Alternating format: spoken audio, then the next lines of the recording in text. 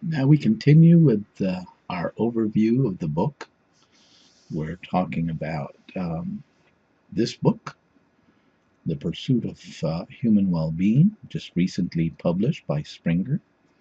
I'm one of the editors of the book. My name is Joseph Sergi, and Richard Estes is the co-editor of the book.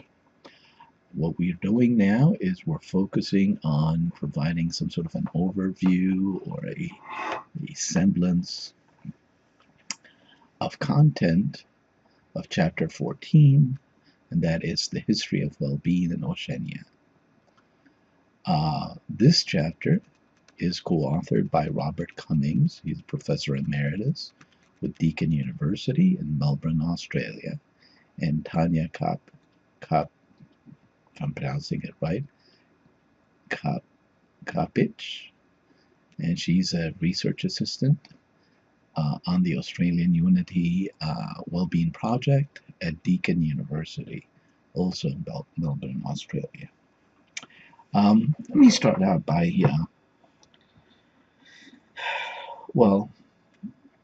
by focusing on what Oceania is, and it's a huge region which is very diverse, mostly concentrated in the Asia Pacific region, and it involves so many islands and so much territory, so many people. But what the authors have done in this chapter, they focus on three countries within the Oceania region. These are Australia, New Zealand, and Papua New Guinea. Um, so the chapter focuses on those. So let me turn to the sort of the conclusion chapter and read to you the conclusion part of the chapter, and that would give you a sense of what the chapter is all about. The contrast between Australia, New Zealand, and Papua New Guinea could not be more profound, although Australia and New Zealand have amply fulfilled Burton's prophecy of yielding some flourishing kingdoms to succeeding ages. Papua New Guinea could not be so described. The reason for its failure to capitalize on its abundant natural resources is social.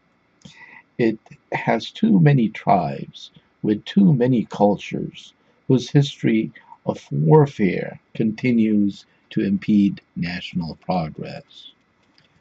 Whether a strong leader or a nationally uniting event will bring these people together with a sense of national purpose remains to be seen.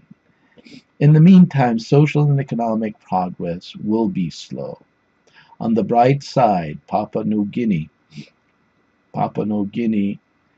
is making significant gains in quality of life. It has enjoyed several years of positive economic growth, over 6% per year since 2007. The country has rich mineral resources that can generate much needed revenue, thus enhancing the economic well-being of much of the population. The potential for a surge in economic well-being is there and should be realized given the right institutional conditions. Although the health and safety statistics of Papua New Guinea show poor health conditions relative to Australia and New Zealand and to much of the rest of the world, they also show a semblance of progress. Health and safety have increased over the years and are likely to continue to increase. For example, the infant mortality rate has decreased significantly over the last 3 decades. Expenditures on healthcare services are on the rise. Life expectancy is also increasing. The challenges related to the eradication of malaria and HIV/AIDS are great but not insurmountable.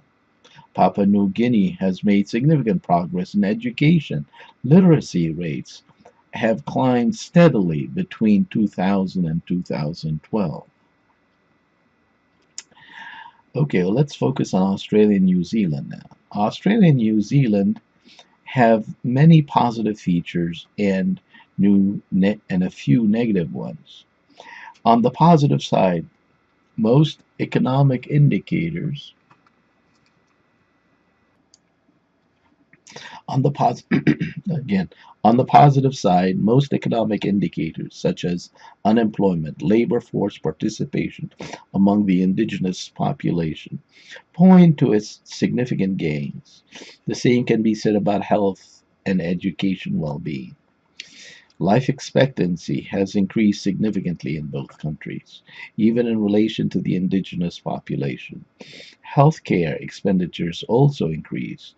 The student retention rates in both Australia and New Zealand have gone up, even with respect to their indigenous population. The data paint a very positive quality of life picture for these two societies.